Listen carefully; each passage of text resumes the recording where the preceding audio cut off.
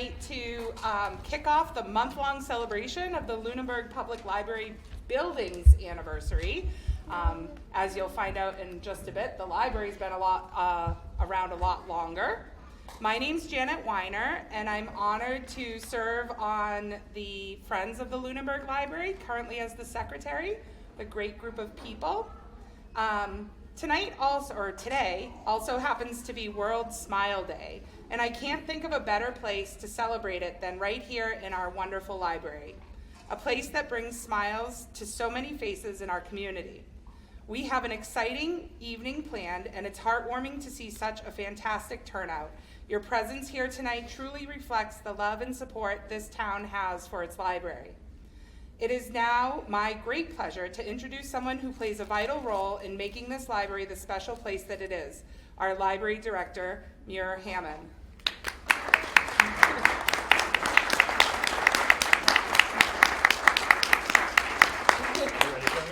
Well, Muir has been with the library for quite some time, and under his leadership, the library has flourished. He leads an incredible team of librarians who work tirelessly to serve the community with knowledge, creativity, and care. Please join me in welcoming Muir. Also known as Daddy. Daddy, yes. Welcome, everyone. Thank you so much for coming. As Janet said, we are very excited to be celebrating 20 years of this building. Over the past 20 years, though, the LPL has become recognized as one of the crowning jewels of our town. Through the hard work and dedication of our staff, past directors, organizations such as the Friends of the Library, our esteemed Board of Trustees, and others, the LPL has managed to create and maintain a safe place for our community members to gather and connect. During my time as director, I have been asked on numerous occasions why a town needs a library. My answer is always simple. At its core, a library is a place where anyone, regardless of background, can come to find a sense of belonging and freedom for their pursuit of knowledge and the collective wisdom of mankind. It is a place where experts gather to provide support and guidance to any who ask for it. We welcome all at the library, and therefore hate and its inherent exclusion has no place here. Today, we're celebrating 20 years of the LPL providing immeasurable growth and value to the community. While I am here, I will do everything in my power to see that all feel welcomed here, all feel safe in their pursuit of knowledge and their pursuit of community. I thank you, all of you, and there are so many of you here that I'm glad to see. Thank you for your support and your participation in growing our community and in keeping the library a vital and respected resource for our town. Thank you.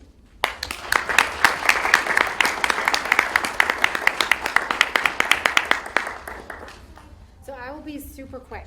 I'm just going to tell you about a couple of the events that we have going on through the month of October. We have a few different things that will go all across the month. The first of those is scavenger hunts. We do children's scavenger hunts at the library all the time, but in honor of the 20th anniversary, there are going to be 3 different scavenger hunts, one for adults, one through the teen room, and one through the children's room. There's a different slip, and it will encourage people to walk around the library, explore, check out the contest winners for the writing contest, learn about the history of the library, and then as they fill those in, the scavenger hunt slips, they can enter for a raffle that we'll be drawing at the final event on October 24th. Hope you'll all come back for that. There's going to be cake and music and balloons, and it will be just a kind of a fabulous birthday party to close out the month of events. So those scavenger hunt papers will be located in the teen room for the teen scavenger hunt, in the children's room for the children's scavenger hunt, and then at the circulation desk, that stand there in the front where the book club area is where the adult scavenger hunt papers can be found. There's one entry per person, but again, there's a raffle with some fun prizes at the end of the month, and we really hope everybody will explore the library and kind of get to know it a little bit better, or just refamiliarize yourself with its general awesomeness. So the second event that we are running through the month of October is a one-time Library of Services fundraiser. So there are a couple of tables at the front of the library when you first walk in that have cases that look like this on the tables. And these are services that have been donated by our community members. Everything in the kitchen sink. So there are some donations of baked goods. This particular one is digital marketing, commercial internet education and guidance. So again, these have been freely donated by members of our community. We have 78 different donations. And what we are hoping is that members of the community who want to use those services will take them. It is a free will donation. On the back of these, there is an expiration date for the particular service. So that's how long the provider of this is willing to offer this. And it also has the value of the service. So in this particular case, there's an estimated value of $145. I don't know how to do this, so I suspect that is entirely accurate. And there's also a suggested donation to the library. And what I really want to emphasize is suggested, free will.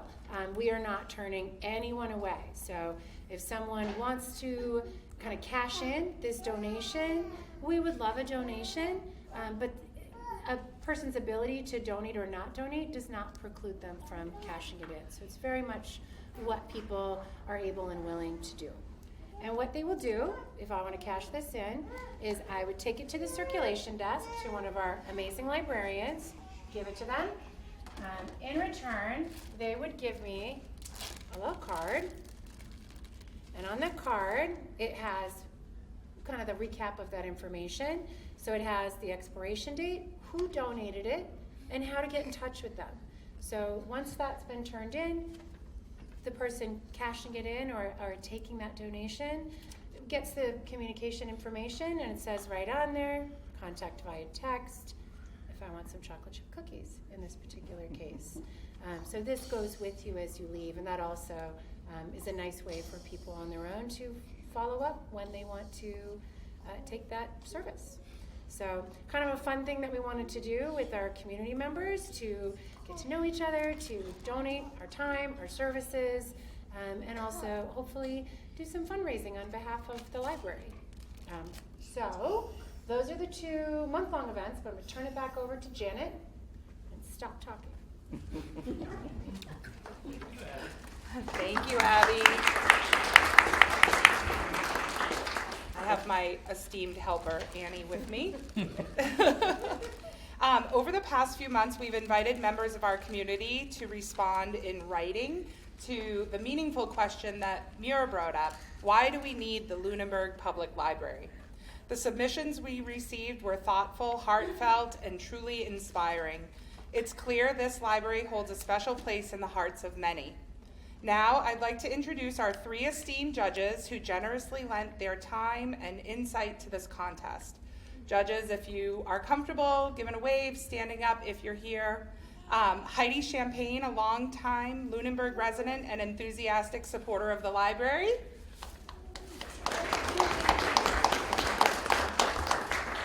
Richard Mayu, also a longtime resident and former trustee of the Lunenburg Library. And John Stella, who has called Lunenburg home since 2019 and is an active member of the Friends of the Lunenburg Library.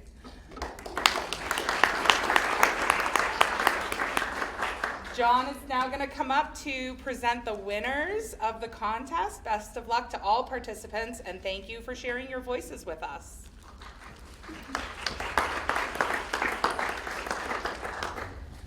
This should tell you everything you need to know about me. I wanted to keep the prizes organized, and I wanted to keep them separated, so I've got them in baggies.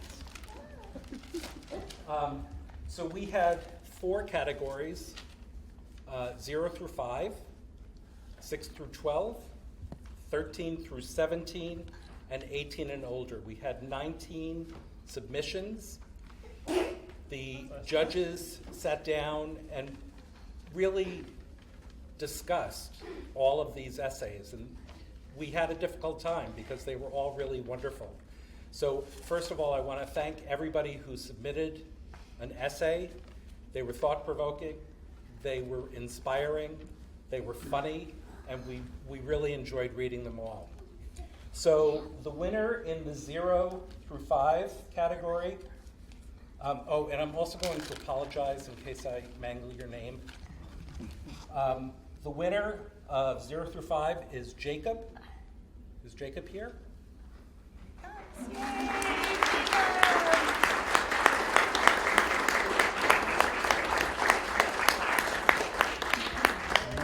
work. Good job. Yay, buddy.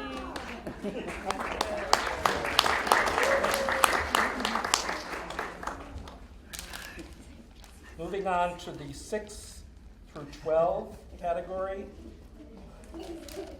In third place is Nora Young.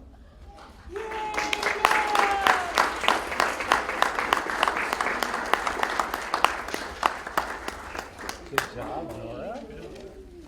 In second place is Griffin Perrine. Did I say your name right? Congratulations. And in first place is Benjamin Babineau.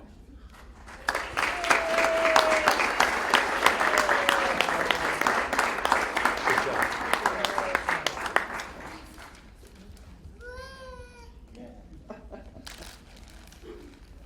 He's my biggest fan. Okay, moving on to the 13 through 17 category. Third place, Eden Perrine.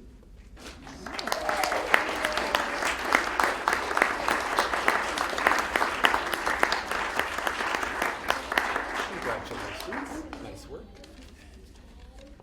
Second place, Lillian Malachowski. Was that the right name?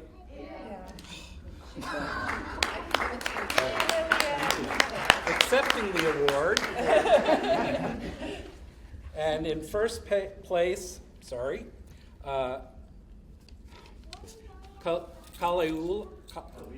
Kalia. Thank you. Good job.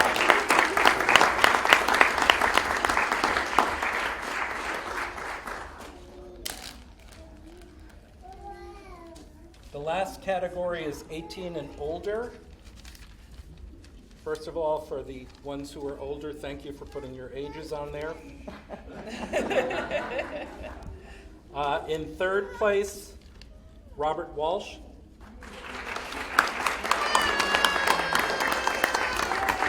Nice work. Second place, Barbara Friedman.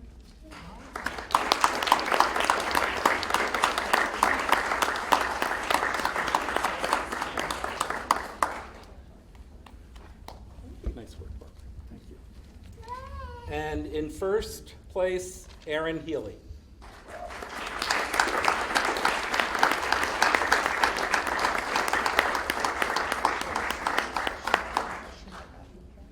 Okay. And we will be sending out emails to those people who submitted an essay but didn't place. We have honorable mention for those folks as well. Thank you, everybody, for submitting, and enjoy the evening.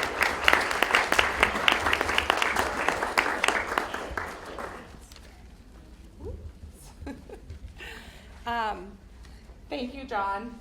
I got to read some of these submissions as they were coming into me before I filtered them through to the judges, and just amazing. We live in such a great community, so thank you all again for taking the time to submit and be part of that contest. We hope you'll all take full advantage of the exciting events planned throughout the month as we celebrate this special milestone of our library.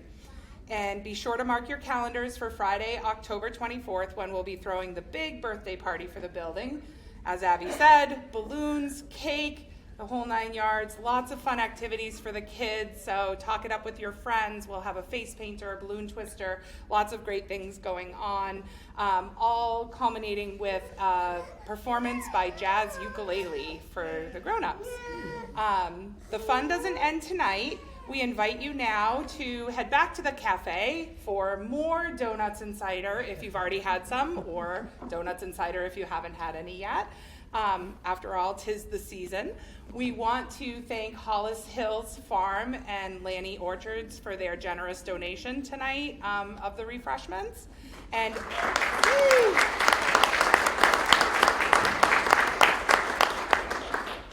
after the refreshments, please join us in the Wallace Community Room, where local historian Bill Tyler will share fascinating insights into the history of the library in Lunenburg.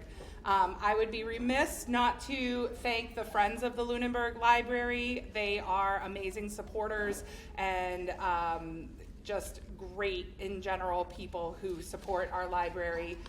Thank you to Muir. Thank you to my counterpart, Abby, who helped organize all of this, and all the nameless people who have had their hands in this and will continue to have their hands in this event and all library events as we move forward. So thanks for coming tonight, and let's grab some refreshments. If you don't know me, my name is Bill Tyler. I'm the curator of the Lunenburg Historical Society.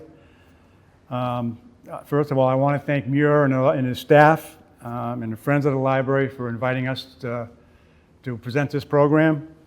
I'm going to try and not put anybody to sleep.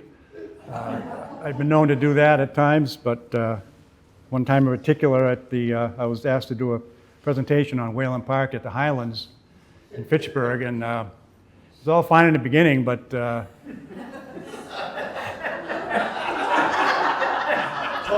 needless to say, I probably could have left halfway through, and it wouldn't have made any difference. But I'll try to keep it as interesting as I can. We're going to present a historical glimpse into the Lunenburg libraries of the past as we celebrate the 20th anniversary of this wonderful library. The presentation will be a timeline of historic events leading to the building of this magnificent library, along with celebrating the libraries and the people from the past who, despite many hardships, were able to provide the residents of Lunenburg with the opportunity to learn and enjoy reading at every level.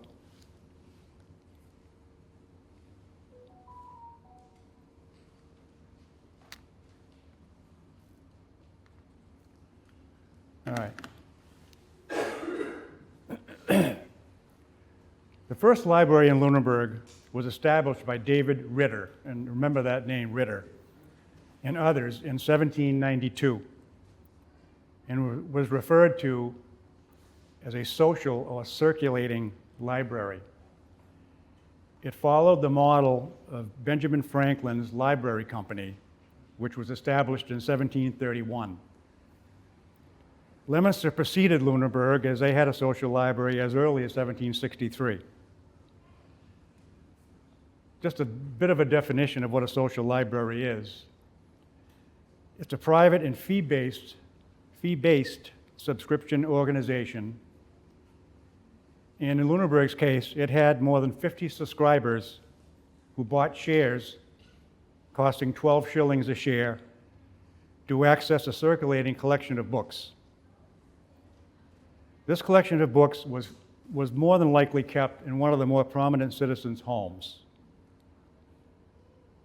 Shortly thereafter, Colonel Edmund Cushing, who had a printing and bookbinding business at his home at 3 Lancaster Ave, which is now known as the Corner House, had a library known as Colonel Cushing's Circulating Library. That was followed by Hayward's subscription circulating library between 1830 and 1850. Between 1850 and 1856, there was what was known as a Philomathian Society, whose collection, while small, was very well selected and aimed at, and I quote, the mental improvement of its members. That's a nice way to put it, I guess. There was also a book club library, and the Farmers Club had its own collection of agricultural books.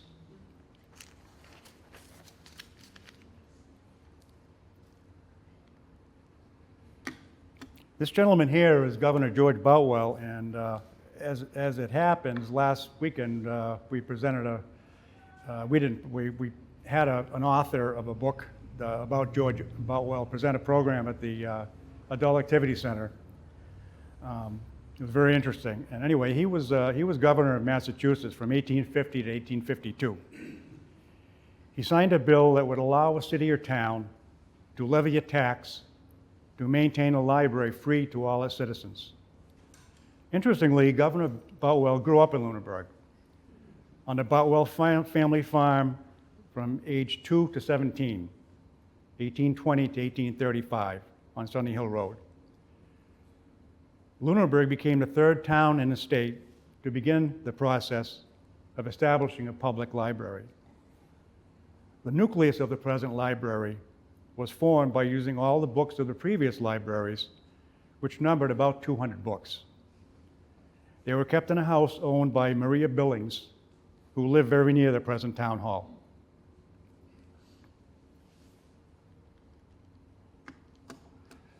Before I go too much further, although it says what it is, but does anybody recognize that building?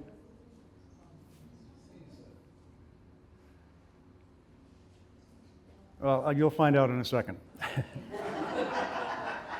In early 1850, the library was moved to the Bellows House, which is now the present Adult Activity Center. At that time, it was located where the Lunenburg Teen Center is. Mrs. Sarah D. King was the first librarian to be paid a salary. In 1866, she was paid $50 for her services as a librarian. This photo is from a later period after many renovations were made and the house was used as a hotel. In this picture, is when it was a hotel, and that's the owner of the hotel in front. The original Bellows House was not anywhere near as big as this. In fact, it's almost indistinguishable to recognize the original building. It's been added on to so many times, but basically in the area in the front where the pool tables are, that's the original part of the building that was built in 1730.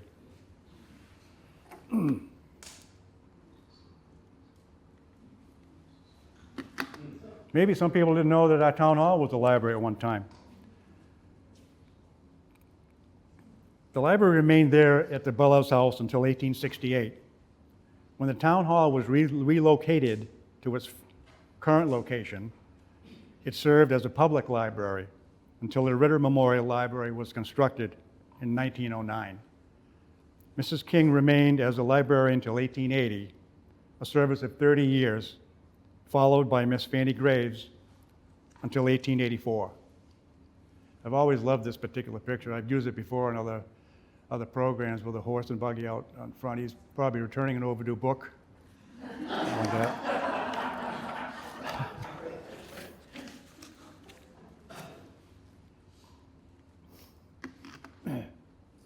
This, a lot of the information I got, I've gleaned out of a collection of town reports, which we have back until the early 1800s. This one, Miss Ellen Richardson was a librarian in 1893, and you can see from this page, from the 1893 town report, the salary increased a total of $2 from 1866 to 1893, which is really a measly amount when you think about it in that amount of time. But when I first looked at this library report, my first question was, what was the dog fund? But I'll get to that later. You guys can probably think about it, maybe come up with some ideas, but it really was amazing when I found out. But every town report had a library report, and it was all, compared to today's numbers, it's really amazing when you see what, the salaries and everything else.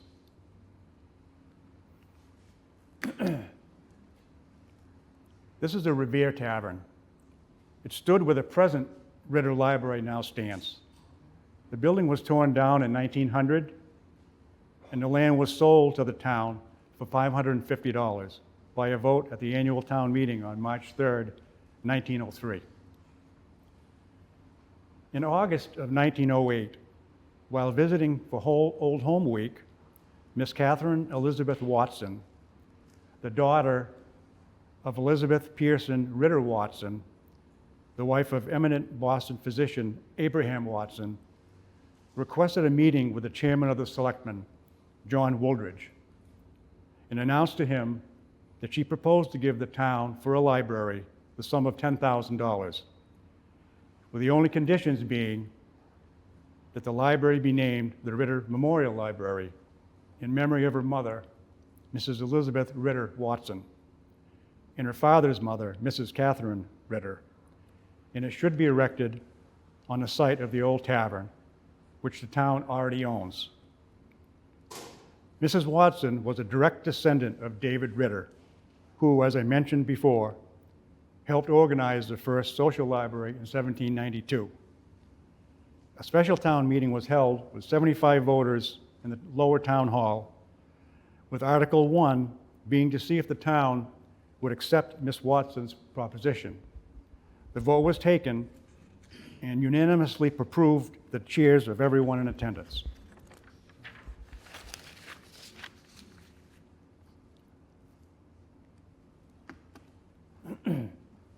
This is an article from the Fitchburg Sentinel dated September 26, 1908. It has a conceptual view on the left-hand side of the view of the new library, along with a full description of the specifications.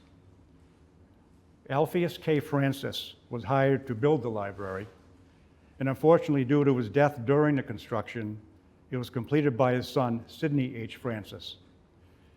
By the way, Alpheus was the brother of H.M. Francis, who you may recognize as a well-known architect. He designed many, many buildings in the area.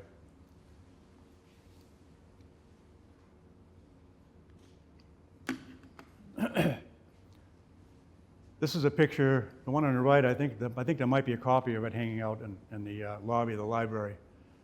But the cornerstone was laid on May 30th, 1909, with a ceremony that included many speeches and was attended by, as you can see, many townspeople. A time capsule was placed in a wall to the right of the entrance. And there is, believe it or not, a list that was placed in that time capsule. It's a pretty extensive list. It's nothing really unusual, I don't think. You would have to know some of the names to realize the significance of some of them. But like, for instance, Luther Burbank residents, things like that. To the best of my knowledge, I don't believe the time capsule was ever removed. If it has, I'm not aware of it. If it's still there, it would probably be, the stairs aren't there anymore, but to the right of the stairs, that's where it was put in. So at some point, it would be nice to find out if it's still there or not. It'd be great to open that up now. If anybody has any questions along the way, just holler out, and I'll try to answer them if I can. This photo was taken from late in the construction project. We have in our collection the original blueprints from the building, which we've used a number of times. In fact, they wanted to replace the windows in the library at one point, and the person doing the designing of it wanted to see if we had the architects, or the blueprints, so we could see what kind of windows were actually in there in the beginning.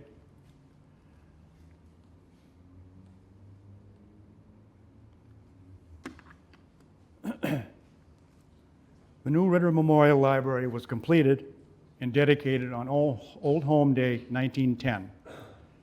The ceremony was under the direction of the selectman at the time, John Wooldridge, Ernest K. Proctor, and Hiram Houghton, Honorable Herbert Parker of Lancaster delivered the address.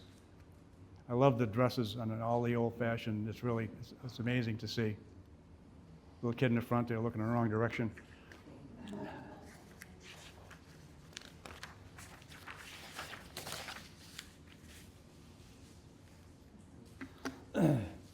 We have amongst our collection of ephemera from the Ritter construction many invoices and other paper documents. I found this handwritten one to be very interesting, pertaining to the wages paid to local carpenters. I was supposed that in 1910, $2 or $3 a day was a decent wage. And just so you know, that Tyler there isn't me, but it is my grandfather, so I was really happy to. I hadn't seen that before, so. These kind of precious documents that we have, it's a treasure trove of things that, everything back then was done on paper, and it's just, we're so lucky to have all these things.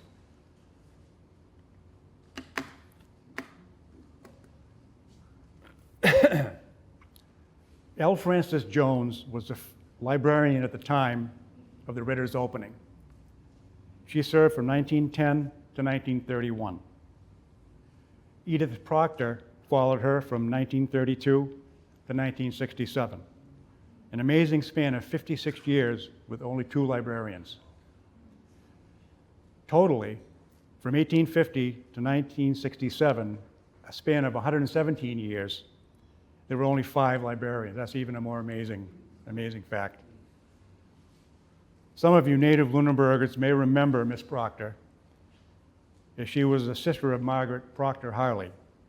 I remember her very vividly, and she was intent on keeping the children quiet as much as she possibly could. And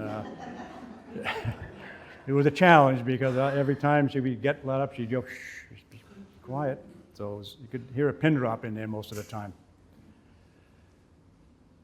In 1967, the town report was dedicated to her, honoring her service. I used the town reports from the late 1800s and early 1900s as a source of information for this program. And one item I kept seeing under the library financial report, again, here we go, with an appropriation for the dog fund. Does anybody have a guess what that might be? Oh, I know. I'm a librarian.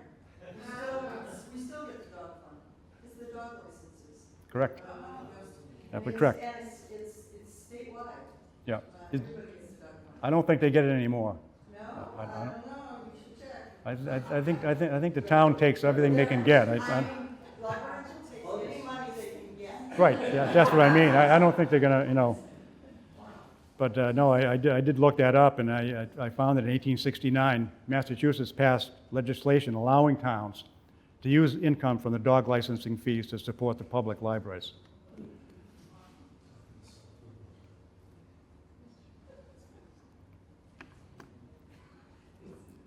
Many other trustee reports lamented the need for more space in the Ritter as their collection was growing, along with the town's population. One newspaper article in February of 1963 put it more concisely.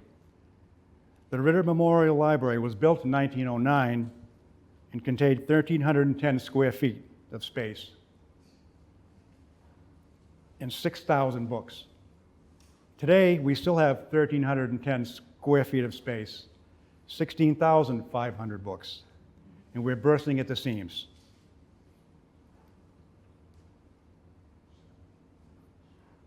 And by the way, not to get political or anything, but I really like the original look of Ritter, the original brownstone. I was sad when they ever painted it white, but that's just me.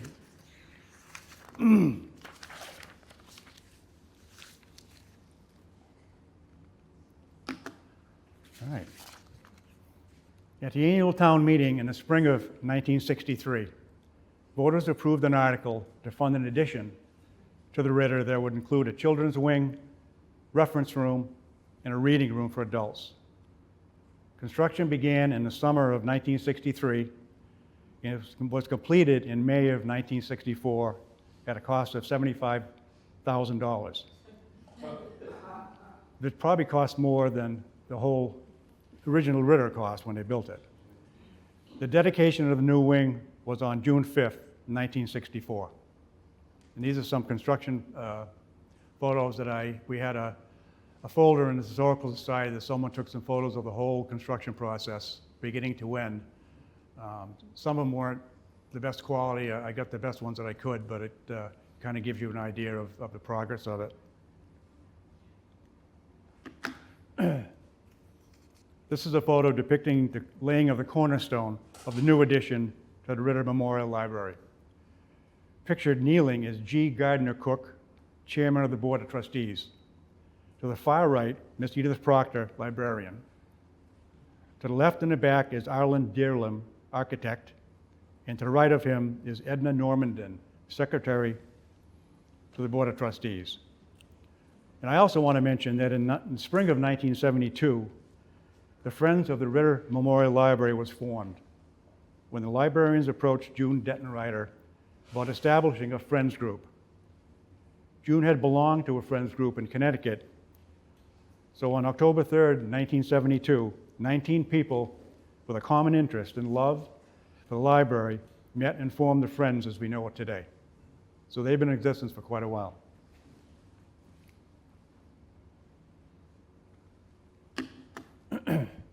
During the years after it was enlarged, the Ritter continued to serve the town, as it had in the past, by increasing circulation.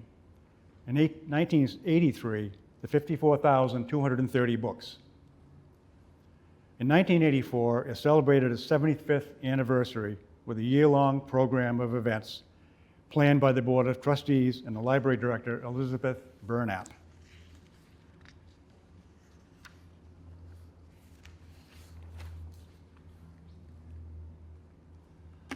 This one will take a little explanation. It's funny, but it probably wasn't very funny back then. Does anybody know what that refers to? Yes. Yeah, I'm sure you do. Us old-timers do. The town of Lunenburg faced some severe challenges during 1989, when then Governor Michael Dukakis vetoed over $200 million in local aid, and the library's budget was cut by 95%. The Board of Trustees had no other choice but to close the library on July 1st.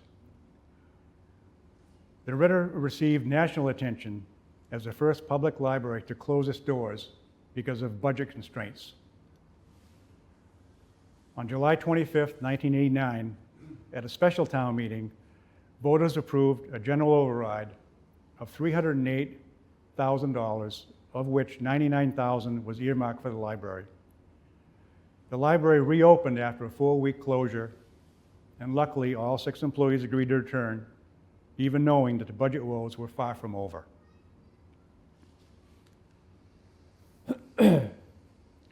These are some of the things that we find that are really amazing, that I don't know if this was ever in the newspaper, if it probably was. The idea of boarding it up was contemplated. Right, yeah.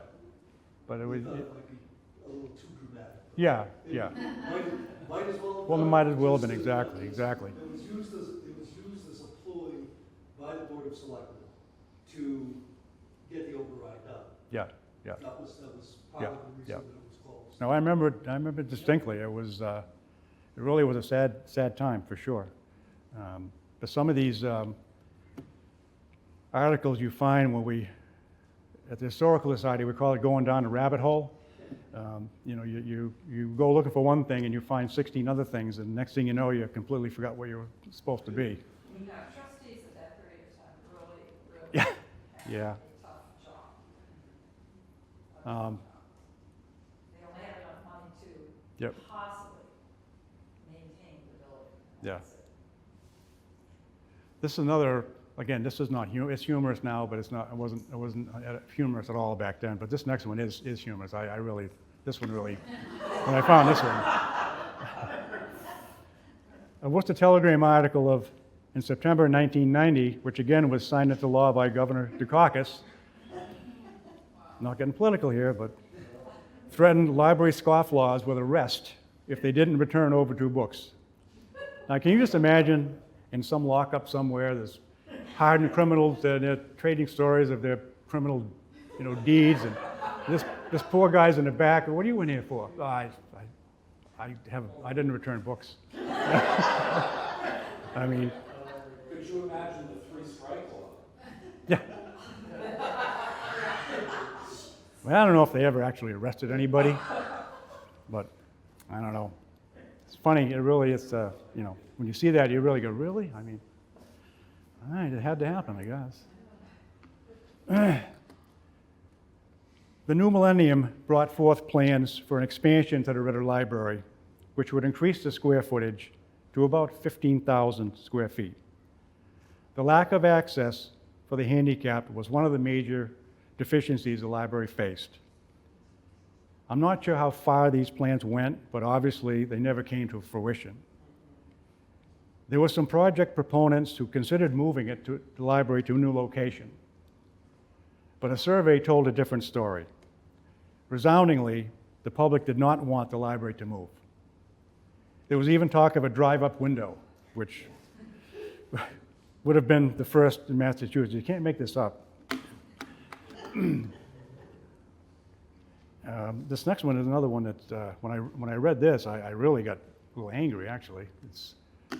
This is an excerpt from the Ritter Bits. It's a July 2001 Ritter Bits newsletter. That there was good news from the state. Nearly $1.8 million might be available in a grant. Lunenburg had to prove it had a site and get town approval to fund the balance of the construction costs. Personally speaking, one disturbing aspect of this for me was seeing this little thing right here. Where is it here? Okay. Once funding is announced, Lunenburg has 6 short months to secure a site where the Historical Society now stands. Really? I mean, again, that didn't happen either. I don't know who ever thought up that idea, but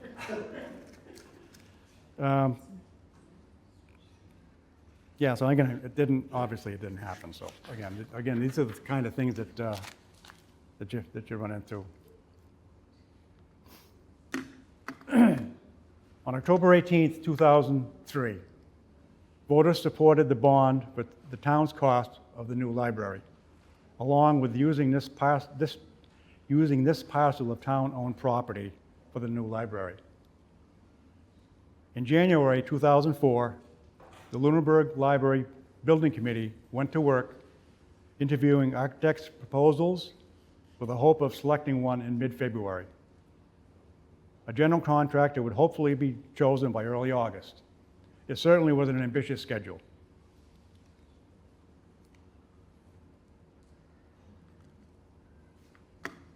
These photos are from February 2005, and it shows you substantial progress on the construction.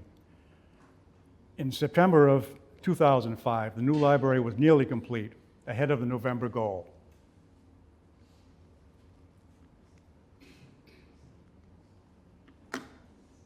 And actually, this picture I just took last week. So it was a beautiful day, and I love this picture. I love the gardens, Robin. I do. I won't touch. Sometimes I help her out here, but I've resigned myself that I used to do weeding, but now I don't want to touch weeds because what I think's a weed isn't. I don't want to endure the wrath of. The grand opening celebration was held on Sunday, December 4th, 2005, with a reception and a self-tour. Many local dignitaries were in attendance, including Massachusetts State Senator Robert Antonioni. This is certainly a wonderful example of how the townspeople of Lunenburg worked together to ensure that we would have a library that would serve the residents for many generations to come. I thought it would be appropriate to end the program with a listing of the dedicated librarians and directors over the 175-year span from 1850, when the first public library was organized in Lunenburg, to the present. And there it is. There have only been 13, so to me, that is a testament to the dedication these individuals had for the town to provide the best library possible. And I was hoping Muir was still in here because I was going to tell him that you know, these people set the bar pretty high. But I'm counting on him. I think he can probably match some of these numbers. I certainly hope so. I hope you enjoyed this historical journey through Lunenburg's libraries. We have some artifacts from our museum here that you're welcome to take a look at. One in particular is a marvelous piece. It's the one under the glass there is a ledger from Lunenburg's first social library in 1792. We also have a guest book from the 1910 grand opening that's open in front of it, of people that attended. So I thank you again for coming, and I hope you enjoyed I don't see anybody sleeping, so that's a good thing. But thank you again.